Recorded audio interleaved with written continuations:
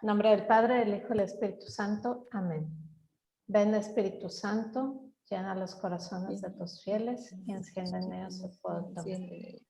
Envía tu Espíritu Creador y renueva la faz de la tierra. Oremos, oh Dios, que has iluminado los corazones de tus hijos con la luz del Espíritu Santo. Haznos dóciles a sus inspiraciones para gustar siempre bien y gozar de su consuelo. Por Cristo nuestro Señor. Amén. Dios te salve María, llena eres de gracia, el Señor es contigo. Bendita eres entre todas las mujeres y bendito es el fruto de tu vientre Jesús. Santa María, Madre de Dios, ruega por nosotros pecadores, ahora y en la hora de nuestra muerte. Amén. Gloria al Padre, y al Hijo y al Espíritu Santo, como era en el principio, ahora y siempre, por los siglos de los siglos. Amén. Gloria al Padre, al Hijo y al Espíritu Santo. Amén. Bueno, pues espero que hayan tenido muy buena semana. Y pues vamos a continuar y concluir con nuestro círculo, que pues ya es prácticamente, creo que el último círculo de este semestre. Y pues estamos cerrando así con un buen postre, ¿no? Con algo que se antoja, que nos gusta y que nunca hay que decirle que no, ¿no? Y pues vimos la semana pasada y antepasada, ¿no? Como la santidad pues es para todos. Y justamente quería comenzar contándoles que la iglesia va a beatificar a una chica de 23 años que se llama Sandra Sabatini. Y ella es, o sea, una joven normal, ¿verdad? Muy normal, que pues muy involucrada en su parroquia, en algún movimiento, y pues tenía un novio y estaba comprometida con su novio, ya se iban a casar, y tenían planeado, cuando se casaran, irse de misioneros a África, como matrimonio misionero. Y pues resulta que un día que iban ella y su novio, salieron juntos, y al bajarse del coche la atropellan y muere. Entonces el Papa dijo, o sea, hace una semana, anunciaron que se abrió pues el proceso de canonización de ella y ya se aprobó su beatificación, y ponen como titular, primera novia que será santa, ¿no? O sea, para que veamos cómo pues todos los estados de vida, ¿no? Y de todas las edades, pues podemos llegar a ser santos, ¿no? Que esa es la meta de este curso, bueno, de nuestra vida, ¿verdad? Pero de este curso yo, si se quedan con una sola cosa, ¿no? Que es ese crecimiento de la vida espiritual, ¿qué objetivo tiene? Ser santas. Y ser santa, ¿qué quiere decir? Llegar al cielo. Y llegar al cielo, ¿qué quiere decir? Que en tu vida tengas a Cristo siempre como tu modelo, que te dejes transformar cada vez más por Él, y que vivas en esa unión plena, total, pues no solo con Cristo, sino con la Santísima Trinidad completa, ¿no? Que la Santísima Trinidad pues habita en nosotros, y que llegue el momento de tanta unión, pues que también, o sea como ellos habitan en nosotros y nosotros en ellos, ¿no? Y pues para eso, pues es un trabajo, como veíamos al inicio, ¿no? Hay un trabajo que depende de nosotros, que tenemos que echarle ganas, que tenemos que, pues, mortificar de repente las pasiones, hacer algún sacrificio, desprendernos de las cosas, pues, que nos van estorbando. Les ponía el ejemplo, ¿no? De quien hace una caminata larga, como el Camino de Santiago, pues que empiezan con la mochila llena, ¿no? Y llevan de todo. Pero poco a poco, pues conforme se van cansando, y 1 kilómetro, y 2, y 20, y 30 kilómetros, pues es que empiezas a plantearte si realmente necesitas todo lo que llevas en tu mochila, y empiezan a dejar cosas. Y llegan normalmente los peregrinos que van en el Camino de Santiago, llegan con la mochila prácticamente vacía, ¿no? Así es nuestro camino hacia el cielo. Tal vez empezamos normalmente empezamos en la vida con una mochila vacía, porque pues de bebés que necesitamos nada, ¿no? Todo recibimos. Pero poquito a poco, conforme avanzamos en la vida, le vamos echando cosas, y vamos haciendo esas cosas nuestras seguridades. Incluso vamos haciendo esas cosas falsos dioses, ¿no? Es algo que pues que Dios le decía mucho al pueblo de Israel, deja los ídolos, deja otros dioses. ¿Cuáles son mis dioses? ¿No? ¿Dónde pongo yo mi seguridad? En mi marido, en el éxito de mis hijos, en la salud, en el dinero, en el trabajo. ¿Dónde están esos falsos ídolos? Y bueno, y de todo eso, o en mí misma, ¿no? Y mi vanidad o mi orgullo, tal. Entonces, de todo eso, pues tenemos que irnos desprendiendo para que Dios sea realmente el único.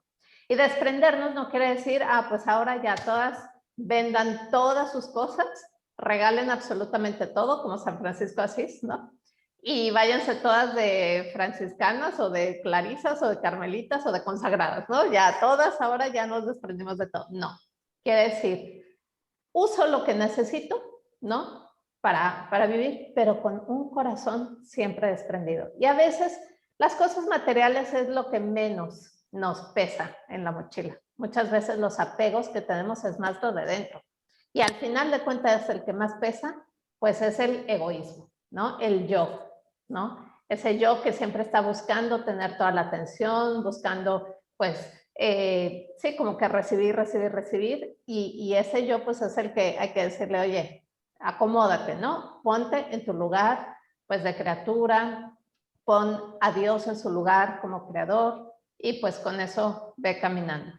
Entonces, bueno, con estas pautas empezamos a ver la semana pasada algunas de las propuestas que nos dan algunos santos que han reflexionado en esto de la vida espiritual. Pues, tengo como 50 cosas abiertas aquí. Ya vieron todos mis archivos. Entonces, algunas de las propuestas que hacen los grandes santos sobre la vida espiritual, entonces vimos cómo va avanzando, ¿no? El primero que hizo una fue Orígenes, que es uno de los padres de la iglesia. Él es del siglo IV, más o menos, y él la dividía muy sencillamente, ¿no? En ascética y mística. O sea, decía, mira, la vida espiritual son dos partes, una lo que tú tienes que quitar y otra dejar que Dios haga, punto. Súper sencillo. Luego ya Santo Tomás de Aquino dice, bueno, lo podemos dividir en tres, ¿no? Porque tampoco es tan así, dice, lo podemos dividir en vía purgativa o los principiantes, iluminativa o adelantados y unitiva o perfectos, ¿no? Entonces, la purgativa coincide con la parte ascética, predomina la parte ascética, que es pues purgar, purificar, dejar, ¿no? Limpiarse para poderse unir a Dios. Luego la iluminativa o adelantados, pues ya hay un conocimiento más profundo de Dios, de su amor, y pues ahí se goza mucho más, ¿no? Con Dios. Y la parte unitiva, la vía unitiva o de los perfectos, pues ya la persona está totalmente purificada y Dios ya ha tomado posesión de ella. Entonces ya ella casi no tiene que hacer esfuerzo, ¿no? Ya es tan dócil, ya está tan desprendida de todo que ya Dios actúa en ella libremente y pues ella ya nada más se deja conducir por donde Dios la va llevando. Entonces, bueno, vimos esas dos clasificaciones. También vimos la de San Ignacio de Loyola, que lo divide en 4, como verán, le van aumentando, ¿no? San Ignacio lo divide en 4, que es que coincide con el proceso que se hace en los ejercicios espirituales, que es la primera semana, pues toda la semana de el desprendimiento, purificación y poner a Dios en el centro. La segunda semana, que es conocer a Cristo, lo que Él ha hecho por nosotros, en la encarnación especialmente, y escuchar su llamado. La tercera, que es la de la decisión, donde uno pues ya purificó, ya quiere seguir a Dios, ya ha optado por Él. Y bueno, ahí viene la opción, ¿no? Ante Cristo en la cruz. Y la cuarta, pues ya es la resurrección, que es pues esa persona que ya está transformada en Dios, donde Él ha vencido. Bueno, hasta aquí no sé si tengan alguna pregunta o algún comentario que quieran hacer. No. Ok. Gloria, quería... Sí, sobre Sobre la chica Sandra Sabatini, ¿qué referencia tiene? Porque pues una muchacha puede ser muy buena y todo, pero ¿qué referencia la hace exactamente más indicada para la beatificación y luego para la canonización? Ya, o sea, lo que dicen es que era una chica eso, muy normal, pero sí sus virtudes, su manera de vivir, pues era ejemplar, ¿no? Era una persona que vivía realmente en una donación para los demás, pues también su trato con los otros siempre era caritativo. Y bueno, y eso que, o sea, incluso en su matrimonio, su futuro matrimonio, pues estaban planeando irse de misioneros, o sea, te habla de una persona que vivía realmente con Dios en el centro. Entonces, tal vez no es algo así muy extraordinario, sino una vida que es lo que están tratando de hacer en la iglesia, mostrarnos, pues, personas cotidianas, ¿no? Personas de la vida ordinaria que pueden llegar a ser santos. Ahora, si alguna quiere investigar más de ella, pues la pueden buscar en internet, en Así Prensa, y creo que en el Zenit salió la noticia. Pueden buscar ahí un poquito Oye, más de su pero biografía. entonces ya no se está necesitando, por ejemplo, como en el caso de Carlo Acutis, que se tenga para beatificar un milagro por medio de su intercesión de alguna de sus reliquias y 2 milagros para considerarlo ya santo, canonizarlo, ya no se están requiriendo esas. Normalmente sí lo requieren. Entonces puede que sí tenga un milagro. Este dato exactamente no lo leí, pero te lo puedo investigar. Pero ¿Qué milagro hizo? Sí, normalmente como que sí es algo que, pues para, digamos, confirmar nosotros desde aquí, desde la tierra, ¿verdad? Porque pues nadie sabe quién está en el cielo, que está en el cielo, ¿no? Que tiene acceso directo a Dios y le pide el favorcito. Entonces, probablemente sí, o sea, para que ya se haya considerado la beatificación, sí tuvo que haber, pues, habido algún milagro. Pero una cosa muy importante, la beatificación y la canonización no son porque hagan milagros. No, ellos no ¿Sí? hacen milagros, es Dios. Ajá, o sea, no es porque haya hecho un milagro que es santa, sino por su vida. El milagro solamente confirma, es como una manera, pues, que nosotros humanos ponemos para confirmar que la investigación que estamos haciendo pues es válida, ¿no? Es como pedirle a Dios pues una señal en cierta manera, ¿no? Okay, Muy muchas gracias. bien. Bueno, vamos a ver entonces una clasificación más que les va a sonar conocida a las que tomaron el curso de San Juan de la Cruz. Ustedes mismas la podrían explicar, ¿verdad? Podríamos hacer aquí un examen. Pero bueno, igual no se asusten, la voy a explicar yo. San Juan de la Cruz toma como base en la división que él hace de la vida espiritual, toma como base el esquema de Santo Tomás de Aquino, de vía purificativa, iluminativa y unitiva. Y unitiva, muy bien. Pero él añade, dice, no es tan así matemático, ¿no? Y él dice, para pasar de una etapa a la otra, pues normalmente hay una purificación, ¿no? Hay lo que él le llama noche. Entonces, él lo pone, este esquemita está hecho de afuera hacia adentro, porque él dice que la santidad y la unión con Dios, pues ya es en el centro del alma, ¿no? Él lo llama el profundo centro, ahí es donde pues ya te encuentras totalmente unido a Dios. Entonces la parte más externa o la primera parte sería la vía purificativa, donde se da la noche activa del sentido y del espíritu. Ahora voy a explicar un poquito más conceptos, en este momento solamente lo voy a mencionar. Después, bueno, la vía iluminativa, que ya la vimos con Santo Tomás de Aquino, donde hay una amistad con Jesús, más virtud y demás. Después, dice San Ignacio, está la noche pasiva del sentido, que es una noche que, pues que no es algo que depende de nosotros. En la noche activa, pues nosotros ayudamos en esa purificación. La noche pasiva, en cierta manera, nos llega y nos hace pues poner la fe, esperanza y caridad como nuestro centro. Después viene la vía unitiva, donde San Juan de la Cruz habla del desposorio, ¿no? Él también va comparando la vida espiritual con una relación humana de pues de matrimonio.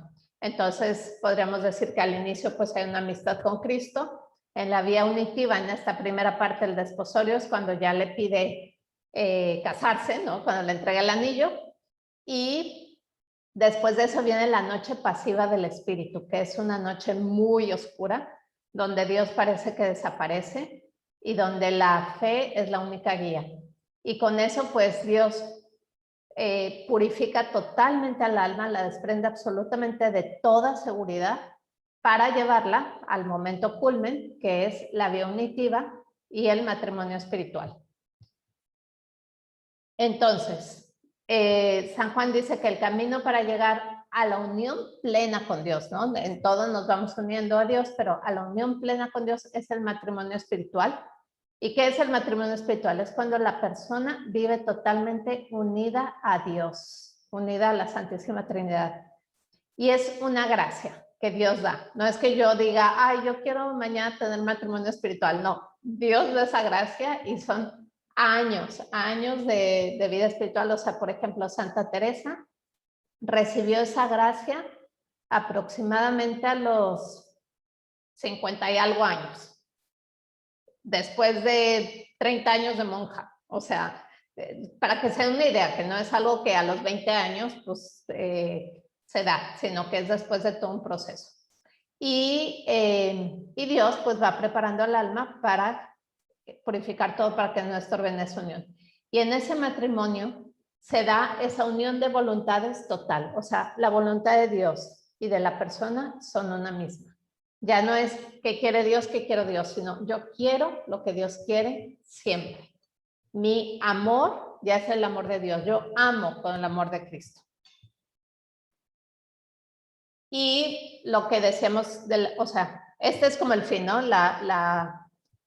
Ese matrimonio espiritual, y decíamos, para ir avanzando de una vía a otra o de una etapa a otra, pues están las noches. Entonces, las noches, San Juan de la Cruz les llama noches porque él era poeta, ¿no? Entonces dice, a ver, ¿con qué comparo ese momento de purificación donde te desprendes de todo? Y pues que muchas veces hay oscuridad, ¿no? Hay como esa confusión porque tú dices, pues yo quiero amar a Dios y siento que estoy más lejos, quiero rezar y antes rezaba súper bien y ahora ya no rezo nada y es como todo cabeza para abajo. Y entonces él dice, bueno, es como la noche, ¿no? Como la noche donde no ves. Y él lo divide en noche activa y pasiva. La noche activa, la persona pone de su parte, ¿no? Para desprenderse, por eso es activa.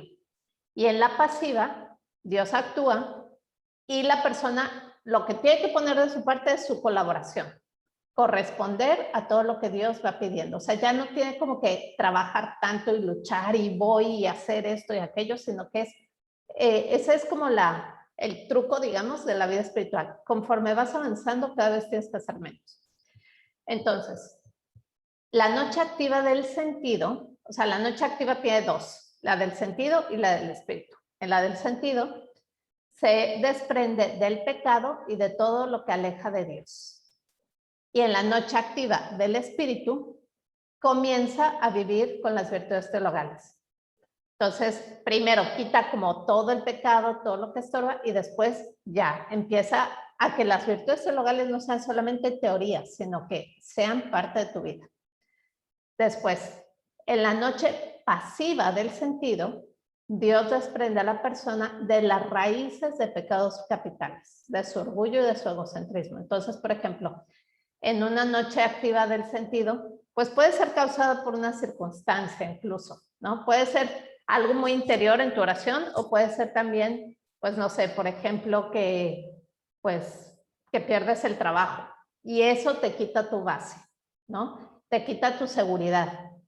Y si eres una persona que está unida a Dios, que tiene oración, pues al quitarse esa seguridad, a lo mejor, bueno, en un inicio te sientes como perdida, luego a la vez, pues con toda la turbación también a lo mejor no puedes rezar tan bien, sientes que Dios pues está como que más lejos y quieres acercarte a Él, pero te sientes así como que ¿qué pasa? Y entonces te empiezas a dar cuenta de, no tendría yo como que mi seguridad en mí misma, en mi éxito, en mi orgullo, ya muy, muy escondidito, ¿no? Pero como que hay una base y entonces esa circunstancia te ayuda a decir, a ver, Dios te está ayudando a podar, ¿no? Y a quitar pues esas raíces que quedaban. Y luego la noche pasiva del espíritu, pues Dios quita ahora sí toda seguridad para que Él sea su única seguridad y tesoro, ¿no? O sea, aquí si Dios da, digamos que una revolcada así, de esas buenas que sales de la ola y no sabes dónde está la tierra y dónde está el cielo y no sabes nada, pues así más o menos. Y entonces ya, o sea, como que todo el control lo tiene Dios. Él es el único tesoro, es el único en la vida, ¿no? Es un momento, pues, que puede ser también solamente espiritual, que sea un momento de una prueba de fe muy fuerte, ¿no? Por ejemplo, Santa Teresita del Niño Jesús, cuando ella, pues, decía, ¿no? Pues ahora como que yo siento en mi interior lo que sienten los ateos, que no pueden creer, ¿no? Que no tienen fe. Pero ella, a pesar de que no sentía la fe, ella hacía muchos ejercicios de fe, ¿no? Entonces, a pesar de eso, ya no tenía la seguridad de su fe. O sea, Dios le quitó la seguridad de saber que tenía fe. Y sin esa seguridad, seguía teniendo fe. No sé si me doy a explicar, ¿no? Pero es como muy, muy, muy fuerte. Entonces, por ejemplo, puede pasar que eso, que te entregas muchísimo y una desazón a lo mejor, es decir, pues no me está dando alegría tal cosa, ¿no? Pero lo sigo haciendo más allá de lo que yo pueda sentir. O por ejemplo, la oración, dices, pues ya llevo muchos años con mi meditación, incluso eso, una oración ya más contemplativa, más silenciosa, y de repente nada. Dices, ¿dónde está Dios? Se me escondió, pero tú sigues, perseveras y sigues y vas a misa y sigues yendo a tu encuentro y sigues rezando y todo, aunque no sientas nada. Y esa es pues esa noche pasiva del espíritu, ¿no? A pesar de esa dificultad que humanamente, ni siquiera espiritualmente ya tienes seguridades, tú sigues aferrándote a Dios. Ahora es difícil y solamente con la gracia de Dios pues se puede pasar, ¿no? Entonces, esas son como los intervalos que nos van llevando a esa unión cada vez más profunda. Entonces, nada más regreso al esquemita. Entonces, si se fijan, aquí al inicio, pues está la noche activa del sentido del espíritu. Dios nos desprende, nos ayuda a desprendernos de las cosas materiales y nos ayuda a poner en nuestra vida las virtudes teologales. De ahí pasamos a la vía iluminativa, donde pues ya Dios es tu centro, donde hay una amistad con Cristo, donde uno vive mucho más unida a Él, con amistad con el Espíritu Santo también. Y ahí viene la noche pasiva del sentido, donde pues sí, ya te sentías muy segura, ¿no? En tu relación con Dios te sentías muy buena y de repente algo, ¿no? Y eso hace que te desprendas pues de esas raíces todavía escondidas y ahí Dios te lleva a la vía unitiva, al desposorio, o sea, después de esa purificación, te dice, ven siervo bueno y fiel, ¿no? O sea, aguantaste esto y te entrega el anillo y dice, quiero que seas toda para mí. Y ya tú estás feliz porque, pues sí, quiero ser toda de Dios, Dios ya me dijo que soy toda de Él, y ahí viene la noche pasiva del Espíritu. Dios se te esconde, como que es una oscuridad así total, y dices, ¿y ahora? O sea, como que yo pensé que yo estaba más unida a Dios, y parece que estoy acá afuera, ¿no?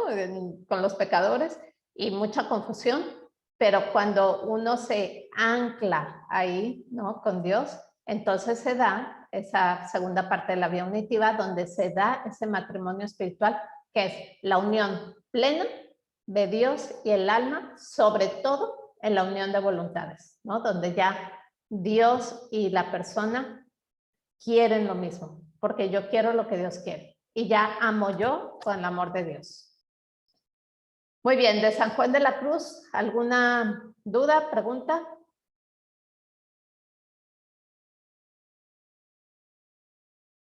Nada. Bueno, espero que hayan entendido. Ok, entonces vamos a pasar a la última clasificación. Ay, perdón. que es la que nos da Santa Teresa de Jesús. Santa Teresa y San Juan de la Cruz son ¿cómo se llama? Contemporáneos. Entonces, más o menos, pues ellos iban platicando y pues en algunos lo presentan esquemas diferentes, pero tienen algunos procesos que pues fueron descubriendo juntos, ¿no? Entonces, Santa Teresa compara la vida espiritual con un castillo. Ella dice, nosotros somos un castillo. La persona es ese castillo. Y dice, es un castillo de diamante precioso, con muchas moradas, ¿no? Con muchos cuartitos. Y dice, y en el centro de ese castillo, que podría ser lo que dice San Juan de la Cruz, el profundo centro, está la morada principal, ¿no? El cuarto nupcial, sí, la pieza principal. Y entonces ella dice, toda la vida espiritual consiste en, primero, entrar al castillo, porque dice, aunque nosotros mismos somos el castillo, muchas veces vivimos fuera de nosotros. Y si se fijan, pues sí, una persona que está en pecado, que está lejos de Dios, vive fuera, o sea, como que vive de lo exterior, de las circunstancias, y no es capaz de entrar dentro de sí, ¿no? Entonces dice, lo primero que hay que hacer es entrar, pues, al castillo, ¿no? Y entonces ahí ir recorriendo estas moradas, y ella lo divide en 7 moradas. Aunque dice, mira, cada persona es tan diferente, cada persona es un mundo, entonces dice, yo pongo 7, pero pues que cada quien ponga las moradas que quiera, ¿no? O sea, pueden ser muchas más y pues cada persona va recorriendo sus procesos, pero bueno, sí ayuda mucho esta clasificación que ella da. Entonces, las moradas las divide en 7, pero dentro de esas 7 las podríamos dividir en 2, ¿no? Que tomando lo que Orígenes dijo, ¿no? De la parte ascética y la parte mística. Entonces, las 3 primeras moradas son más ascéticas, que es donde nosotros ponemos más de nuestra parte, ¿no? Y es descubrir quiénes somos a través de la oración. O sea, yo tengo que ponerme a rezar, ¿no? Tengo que hacer ese esfuerzo hasta que se haga un hábito en mí. Y crecer en las virtudes. Y ahí, pues, empieza la amistad con Jesús y hasta llegar a una profunda amistad, que ya serían las terceras moradas, ¿no? Quien está en las terceras moradas, pues ya tiene una amistad con Cristo. Y luego, de la morada 4 a la 7, ya es la parte mística, donde Dios toma las riendas de la relación, ¿no? Donde yo ya voy haciendo menos, o sea, ese trabajo que yo hacía de desprenderme, tengo que hacer menos y dejando que Dios haga más en mí. Si se fijan, San Juan de la Cruz lo dice con activo y pasivo, ¿no?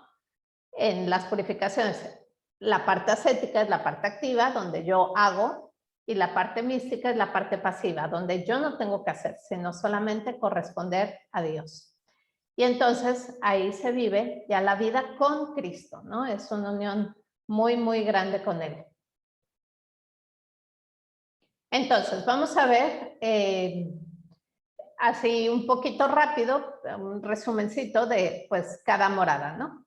Entonces, las primeras 3 moradas nos enseñan a ser cristianos. Entonces, la primera morada, quiero mover. Ay. La primera morada, entonces, perdón. ¿Qué pasa en la primera morada? Conocimiento de uno mismo, ¿no? Nos empezamos a conocer, o sea, entras al castillo y dices, wow, ¿qué hay aquí? ¿No? Y entonces te das cuenta de que ha sido creada a imagen y semejanza de Dios. Y dices, oye, este castillo es muy bonito. O sea, el arquitecto que lo hizo, me respetas, ¿no? ¿Y quién es ese arquitecto? Dios mismo. Y ese castillo, que soy yo, está hecho a imagen y semejanza de Él. Ahí, bueno, en cuanto a la oración, pues empieza a tener una oración vocal, ¿no? Es una persona que, pues que sí, que andaba así totalmente perdida, fuera del mundo. Santa Teresa dice, ¿no? Entre sabandijas, o sea, imagínense así entre víboras, cucarachas, alacranes, tarántulas. Bueno, ya deja todo eso y entra. Y una cosa muy importante, la entrada al castillo es la oración. Entonces, empieza a rezar y empieza como veíamos también con Santo Tomás, ¿no? Para empezar la vida espiritual, pues empieza con la oración vocal. Decir oraciones, ¿no? La novena, el Padre Nuestro, el Ave María, el Rosario, o sea, como que es una oración todavía pues muy, digamos, de memoria, ¿no? Pero bueno, por algo se empieza. Y empieza también a ver su vida pues como historia de salvación, ¿no? O sea, como que se empieza a conocer, se empieza a dar cuenta de quién es, de lo que Dios ha hecho con ella. Y después se empieza a conocer a sí misma y a aprender pues las virtudes, ¿no? ¿Qué son las virtudes? ¿Qué significa ser virtuoso? Y a darse cuenta, pues no tengo que ser esclavo de mí mismo, ¿no? Ni de nadie. Y entonces, pues ve que se tiene que empezar a desprender. Y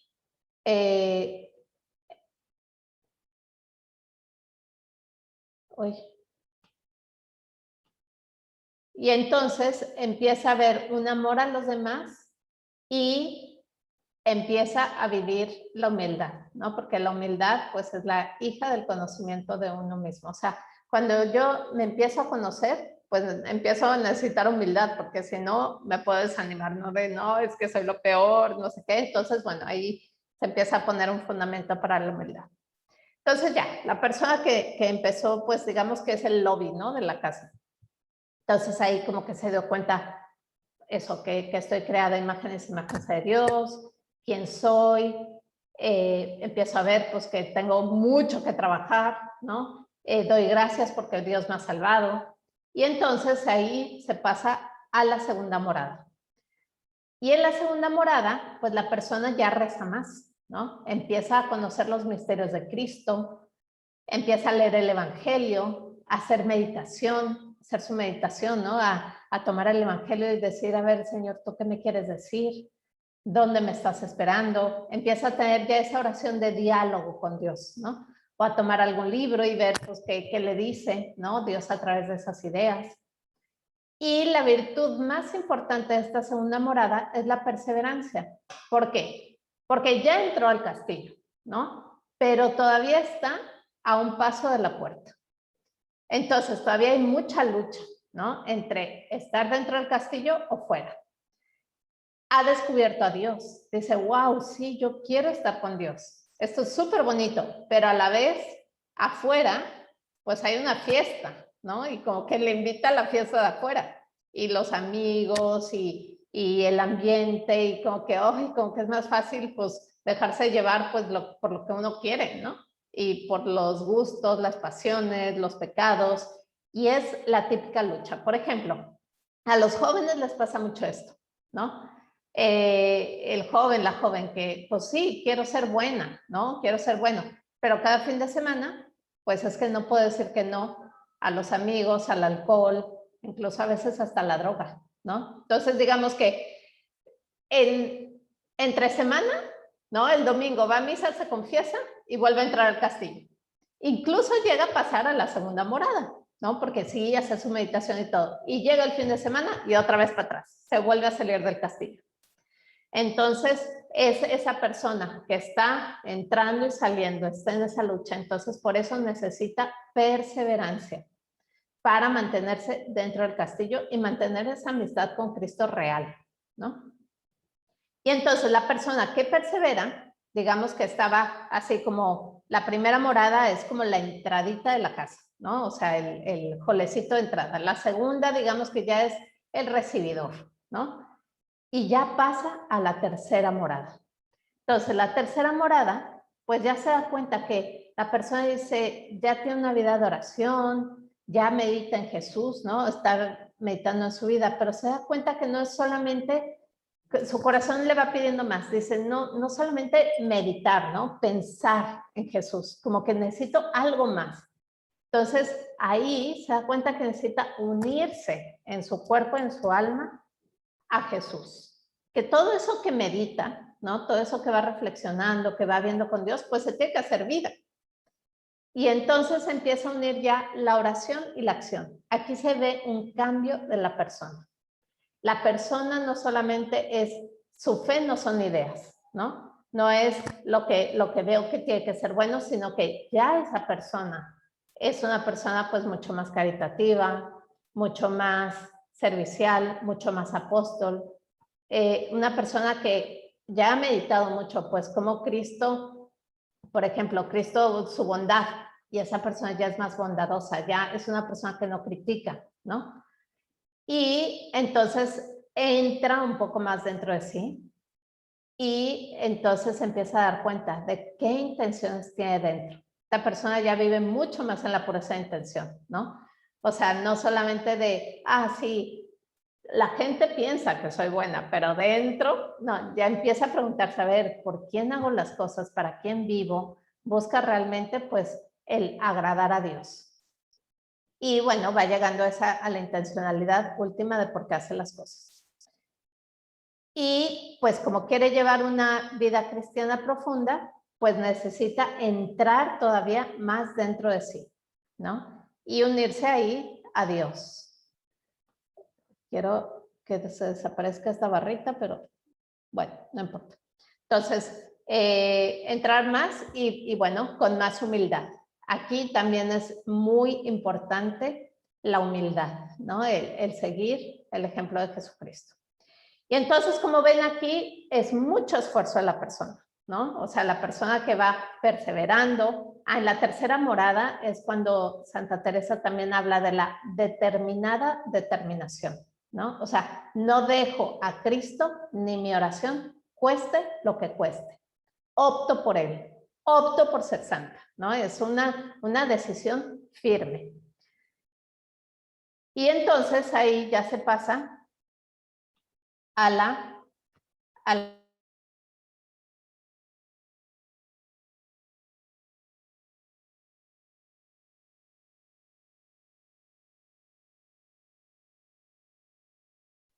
se pasa a la siguiente etapa, que son ya las moradas místicas del castillo, que son las moradas de la 4 a la 7. Entonces, la cuarta morada, en la cuarta morada se empieza a experimentar que la amistad, o sea, en la tercera morada ya había una amistad con Cristo, mucho más grande, ¿no? Una amistad real. Aquí en la cuarta morada, la amistad se va convirtiendo en amor. Y eso hace que el corazón se ensanche, ¿no? Santa Teresa aquí en la cuarta morada habla de algo de los silbos del pastor. Compara a Jesús con un pastor y que va silbando y que la ovejita lo reconoce y lo va siguiendo y lo va buscando. Bueno, eso es lo que le pasa al alma, como que ya está atraída por Cristo, ¿no? Digamos que aquí empieza un noviazgo. Y la regla de oro aquí va a ser el amor. Es una persona que ya busca contentar a Dios. Ya no está pensando en yo qué quiero, qué me conviene, sí, como que mi imagen, tal, sino ¿qué quiere Dios? Quiero hacerlo feliz. O sea, vive como que ya en otra dimensión. Y su oración se vuelve ya contemplativa. Es una oración que baja ya totalmente, ya no es tanto de ideas, aunque en la tercera ya empezaba eso, como a meter más el corazón, a que esa oración se volviera vida. Aquí ya es una contemplación donde el corazón está totalmente atraído hacia Dios y donde, sí, como que entra en esa sintonía con Dios, ¿no? Y entonces ahí se va uniendo cada vez más con Dios. Y aquí también empieza esa amistad con el Espíritu Santo muy fuerte, ¿no? Como que está muy atenta a esa voz interior del Espíritu Santo. Y como quiere contentar en todo a Dios y quiere agradarle, entonces todo lo que el Espíritu Santo le va pidiendo, lo va haciendo. Y entonces pasa a la quinta morada. Y la quinta morada tiene un poquito de noche, ¿no? La quinta morada tiene una parte, digamos que, de luz y otra de noche. Y dice Santa Teresa, la quinta morada es como el momento de Jesús en Getsemaní, donde Jesús entrega su voluntad a la voluntad del Padre, aunque implicaba morir, aunque le costaba la vida. Y ahí es como un triunfo del amor, más allá de mi vida propia, ¿no? De la vida de Jesús, o sea, no se haga mi voluntad, sino la tuya. Entonces es un momento como de una entrega así muy, muy, muy grande, decir, o sea, yo ya muero a mí misma, que no quiere decir morir físicamente, ¿no? Sino es, o sea, realmente he dejado el egoísmo y el amor propio, lo dejo a un lado. Pero es en esta quinta morada, o sea, para llegar a esa decisión es todo un proceso. Y entonces, por un lado, en este proceso, pues aprende que la esencia de la vida es darse a alguien con mayúsculas, es darse a Dios, darse a Cristo y a los demás. Santa Teresa, una cosa muy bonita que tiene es que va diciendo, a ver, la vida espiritual no es como que estar todo el día en la capilla rezando con los ojos en blanco y elevándote, ¿no? O con apariciones de ángeles. Dicen, no, o sea, eso no es la vida espiritual. La vida espiritual, una persona que realmente está más cerca de Dios, ¿en qué se nota? En su servicio, su caridad con los otros. Si una persona dice que es muy santa, pero critica a todo el mundo, tiene a los hijos abandonados, al esposo también, quién sabe dónde, y anda pero por otro lado, y no ama a los demás, esa persona no tiene ni un grado de santidad, ¿no?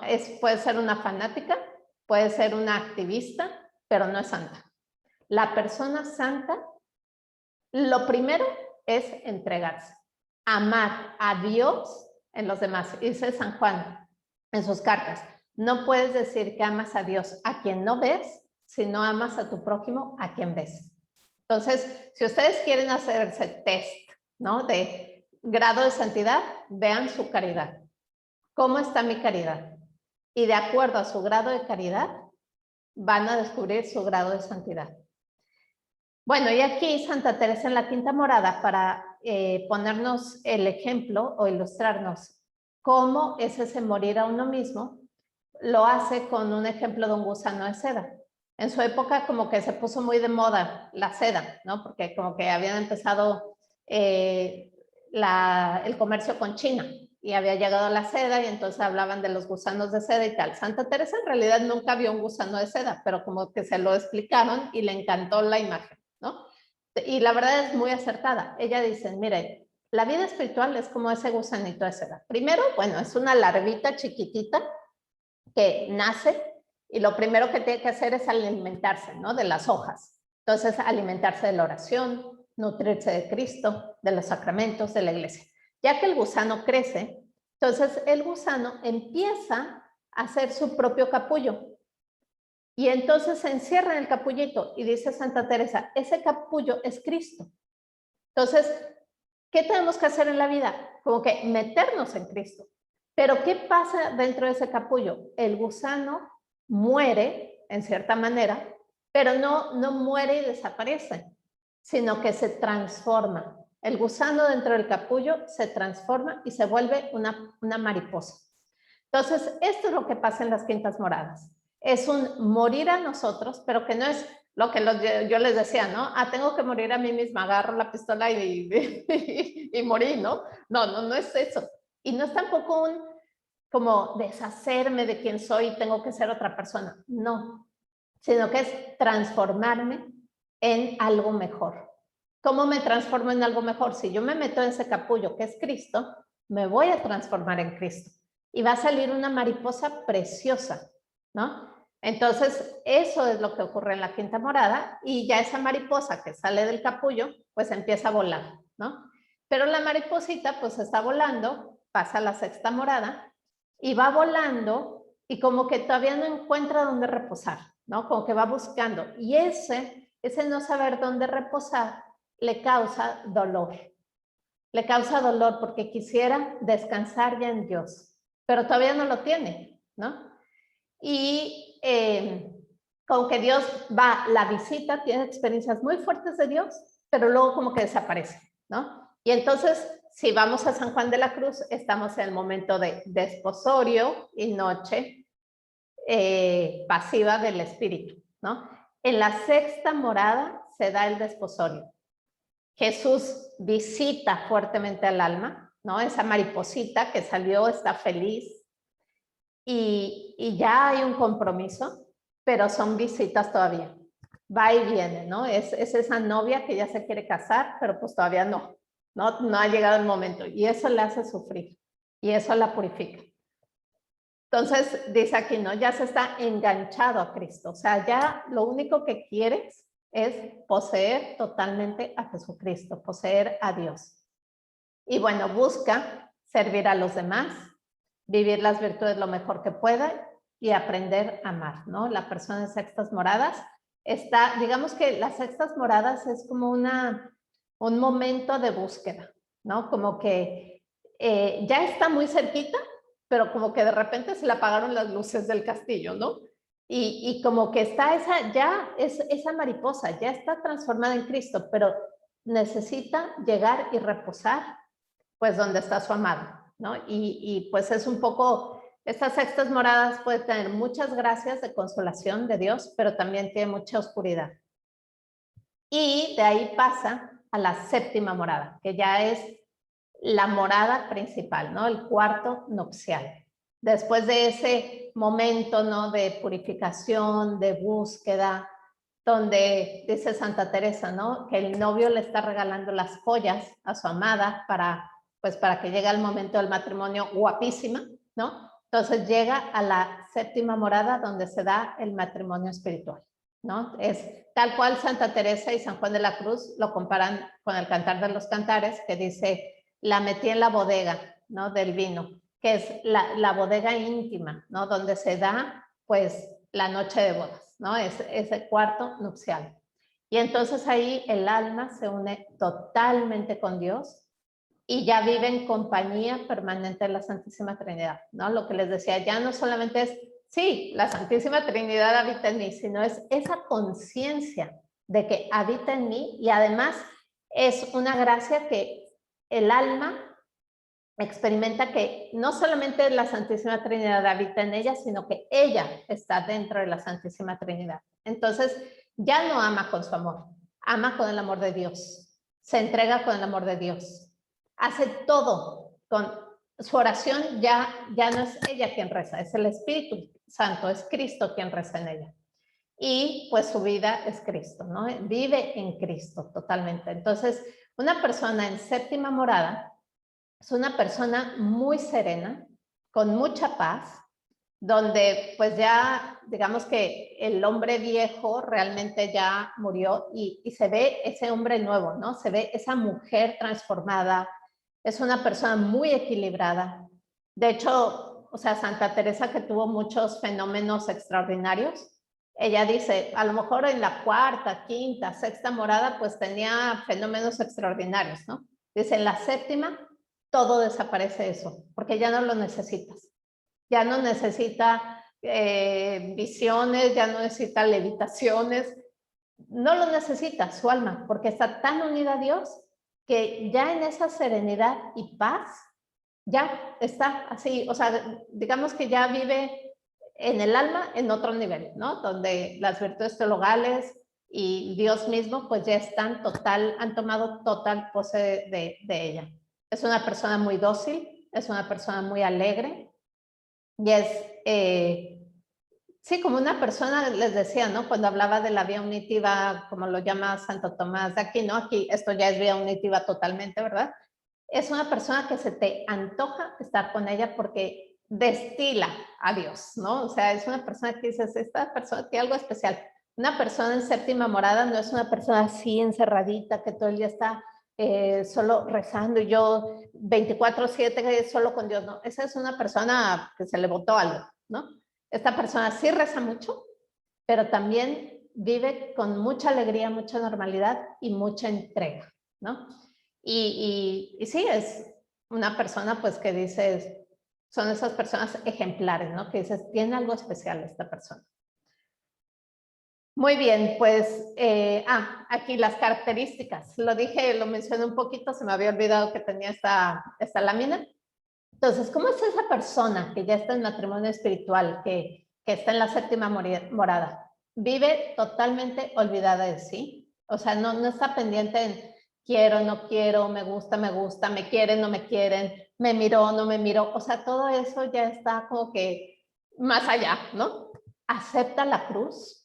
O sea, la cruz ya no es un rechazo hacia la cruz, miedo de la cruz, sino que la acepta. La acepta porque ahí se une a Cristo.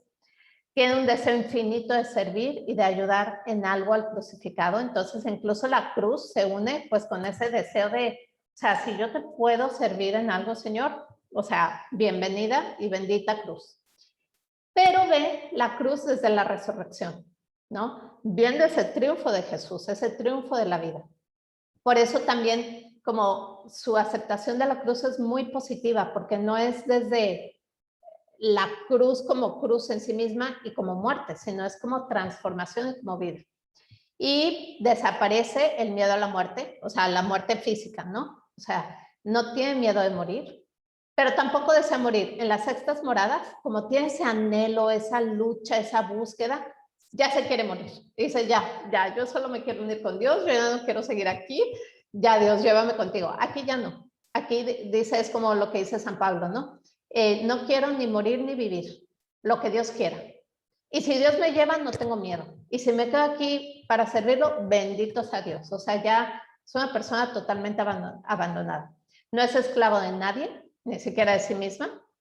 Está desprendida de todo y es libre. Es una persona muy libre. Y siempre está unida a Cristo. Es una persona serena. El alma se goza en silencio. Ha recibido fuerza y tiene un gran deseo de que las personas encuentren a Cristo.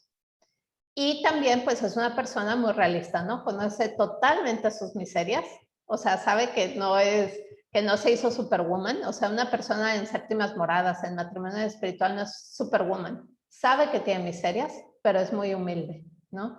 Y entonces, bueno, pues cuando aparece su miseria, con mucha serenidad se lo ofrece a Dios.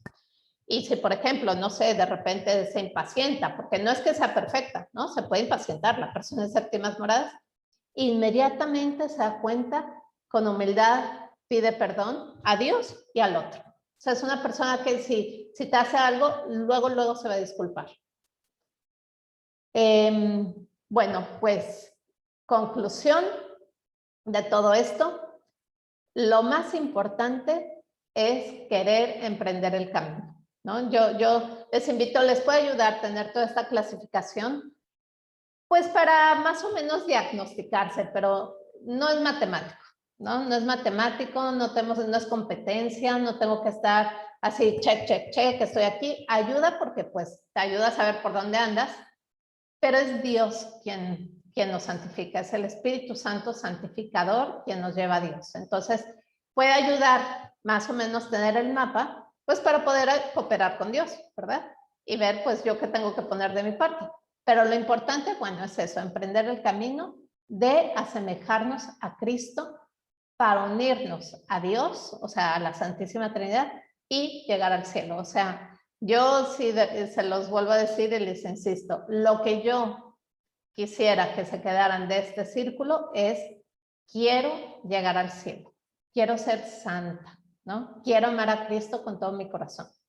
Entonces, y dejando que Dios, pues sí, en todas las circunstancias de la vida, ¿no? Como que ir buscando qué quiere Dios de esto para unirme a Él y dejar que todo eso, todo lo que se me va presentando en la vida, me vaya transformando más en Cristo y me vaya uniendo más a Él. Muy bien, pues no sé si tienen alguna pregunta, comentario.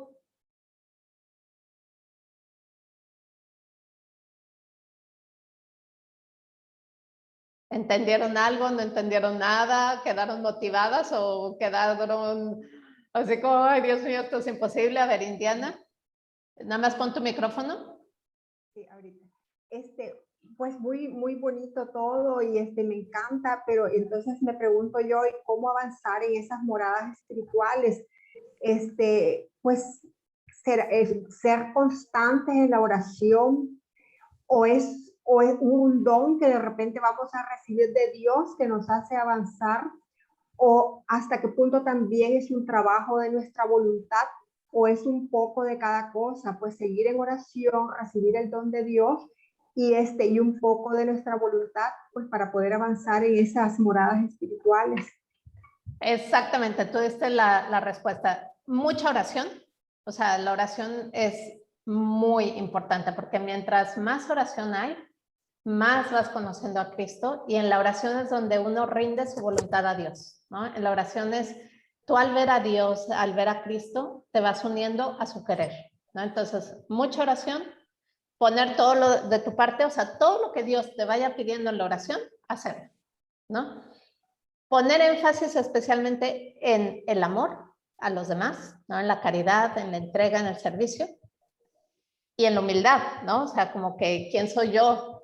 Ponerte siempre en tu lugar de yo soy criatura y Dios es Dios. Y entonces con esa humildad, ir dejando que Dios haga en tu vida. O sea, entonces, por un lado, tú tienes que hacer, ¿no? Lo que está de tu parte es, pues, no dejar la oración, ir aceptando todo lo que Dios te pide, ¿no? Ir siendo caritativa, etcétera. Y por el otro lado es dejar que Dios haga. Y tú simplemente dejarte llevar, corresponder y unirte en todo lo que Dios quiera. Y en circunstancias difíciles siempre hacerse la pregunta, ¿qué quiere Dios de esto? Y encontrar esa respuesta, ¿qué quiere Dios de eso? Encontrar la respuesta en la oración y entonces abrazarte a Dios ahí en su voluntad. Y que sí, o sea, no esa fuerza de palos y no esa fuerza de brazo, dice Santa Teresa, ¿no? O sea, decir, yo voy a llegar a la séptima morada. Mira, estás en la primera, porque ahí hay mucha soberbia. Entonces, se sube bajando, ¿no? Mientras más humilde, Dios te va llevando. Por eso digo, no hay que medirse, ¿no? Porque entonces ya caes en soberbia, sino que hay que amar. Ustedes piensen, yo quiero amar con todo mi corazón, quiero que Dios tome posesión de mi corazón totalmente. Esa es la meta. Muy bien. Gracias. Nada, no sé, ¿alguna otra pregunta? Y aquí que Tere tiene al nieto, supongo. Esa es una clave muy importante, ser como niños. O sea, la persona en séptima morada es como un niño, que Santa Teresita también lo dice, también podremos haber visto el esquema de Santa Teresita, ¿no? Pero que es, la santidad es infancia espiritual, ser como niño en brazos de su padre. ¿Y qué hace un niño? Se deja querer, se deja llevar, es dócil, da amor, no está pensando en, no te quiere porque tienes títulos, te quiere por ser tú. Entonces, eso es lo que tenemos que llegar a hacer. Muy bien. Yo tengo una preguntita, Angie. Sí. Siempre me he preguntado, esa voz que recibes desde tu interior, ¿cómo diferenciar si viene de Dios o es parte de tu soberbia, de tu egocentrismo? O sea, algún objetivo, algo, ¿cómo saber que Dios te lo está pidiendo o tú eres la que lo quieres? Mira, habría que dar un círculo entero de discernimiento espiritual para esa respuesta, pero así muy superficialmente yo te puedo decir que la voz de Dios siempre te lleva a amar más y te lleva como a dar lo mejor de ti y te da paz, ¿no? Tu voz o del enemigo que te quiere engañar, normalmente te mete miedos, te lleva como, pues, sí, como que a ponerte a ti en primer lugar, te confunde. Entonces, o sea, pero es todo un ejercicio y ese ejercicio de discernimiento pues se hace también mucho en la oración y en la dirección espiritual, ¿no? Ir rebotando. Entonces, pero sí, o sea, habría que dar un círculo de discernimiento porque no es una técnica, sino que es un ejercicio y un estilo de vida que hay que aprender.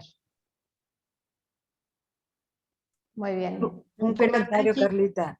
perdón, Además de agradecerte tan hermosas reflexiones, la verdad que este camino me enseña lo mucho que nos falta por recorrer, lo mucho que nos falta tener este tipo de círculos, de estar, de poder aprovecharlos y de tener el crecimiento espiritual, porque me tengo que reconocer mucho menos que una larva. Ya ni llegué al gusano, ¿sabes? mucho menos que una larva, tanto por hacer, tanto que aprender y tanto para dar. Y qué difícil porque somos tan humanos, nos reconocemos tan mundanos que nos hace falta desprendernos, como bien decías, de tanto para poder encontrar ese amor tan infinito que nos está esperando. Gracias. Pero bueno, mucho ánimo y bueno, es muy importante la oración y en la dirección espiritual, pues ahí ya es el camino personalizado, ¿verdad? Angie, perdón, en la oración, ¿tú tienes alguna indicación así como más productiva? Puede ser la oración que tú llevas con Dios directamente, como tú hablas, o bueno, por ejemplo, los talleres de oración, a veces que te dicen, oyes a sacerdotes o explicaciones, conferencias en donde te dicen que el que ora de cualquier forma no llega a ninguna parte, entonces a veces así me confunde porque yo pues oro directamente, pero también con la Biblia o con alguna lectura, pero no sé si existe mejor un método. Por ejemplo, he visto al padre Evaristo, de Evaristo Suárez, o Sáenz, Sada, y él tiene un libro, ¿no? De cómo orar y te dice de talleres de oración y todo, y estuve en los círculos de talleres de oración y vida del padre Larrañaga, pero entonces así como que, pues sí es un método o mejor tú directamente hablas con Dios. Mira, métodos hay muchos y pues cada persona puede encontrar su manera de rezar y también depende del momento, ¿no? En un momento te puede ayudar más una manera, en otro momento otra, como que depende. Yo lo que les recomiendo es evangelio. Tomen el evangelio, si quieren el evangelio del día, y ahí léanlo despacito. Y dos cosas. Uno, ver qué me pide Dios, o sea, qué palabra me llega, me resuena, qué me está diciendo Dios. Esa puede ser una manera, ¿no? Y de ahí ir buscando qué pide Dios y yo corresponder a Él. O la otra es en el Evangelio, contemplen a Jesús. Véanlo, qué hace Él, cómo es su corazón, cómo trata a las personas y véanlo a Él. Y pídanle ahí, pues, ser como Él, ¿no? E irse transformando en Él. Entonces yo les recomendaría evangelio, solo evangelio y aprender a aburrirse en la oración. Que no me vienen ideas, no importa, estar ahí calentando la banca, estás frente a Dios y ahí Él te va transformando. Es como cuando tomas el sol, pues estás ahí aburriéndote tomando el sol, oyendo música a lo mejor, pero te vas quemando, ¿no? Te vas bronceando. Así es estar frente al Santísimo. Y también yo les recomiendo, o sea, busquen su rinconcito en su casa, pero si pueden ir a la iglesia y si pueden frente al Santísimo expuesto, mejor todavía. Porque Cristo en la Eucaristía transforma. Muy bien, pues si hay alguna otra pregunta y si no, pues Yo, Angie, perdón, una más. ¿Nos podrías compartir el material, las diapositivas? Sí, claro. Si quieres, mándame un WhatsApp con tu email y yo te lo paso. Muchas gracias. Ok. Angie. Muy bien. Bueno, pues entonces vamos a dar gracias. En nombre del Padre, del Hijo y del Espíritu Santo. Amén. Te damos gracias, Señor, por todos tus beneficios, a ti que vives y reinas por los siglos de los siglos. Cristo, Rey nuestro, venga a tu reino. Virgen prudentísima, María, Madre de la Iglesia, ruega por nosotros. En nombre del Padre, del Hijo y del Espíritu Santo. Amén. Bueno, pues lo que necesiten me pueden escribir por WhatsApp y si ustedes no lo tienen, se lo piden a sus responsables. Y nada, a ser muy santas. Mil gracias, Angie, por todo. Gracias, Dios te Angie. bendiga. Gracias.